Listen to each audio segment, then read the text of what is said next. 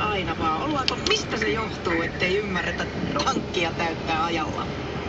Se on mä luulen, että se on, että kun pakataan auto täyteen, lähdetään, niin kulutus kasvaa ja sitten katsellaan, että kyllä mä tuolla vielä pääsin, kun ennenkin pääsin ja se ei ihan riitäkään.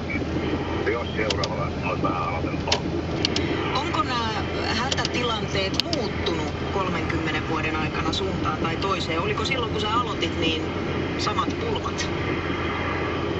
Aika paljon samoja pulmia. On sillä lailla muuttunut, että autotekniikka on kehittynyt valtavasti. Eli silloin on semmoisia hämäriä vikoja, joita ei välttämättä oikein merkkiliikkeestäkään löydä. Saat, että me pystyttäisiin kaikkien merkkien erikoisjutut tietämään, mutta se mikä on se pääasia meillä on se, että pelastetaan ne ihmiset pois sieltä tienvarresta.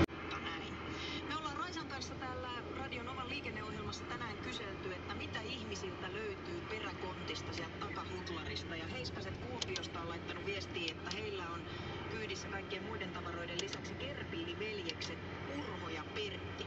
On nimetty kuulemma Kekkosen ja Arajärven mukaan.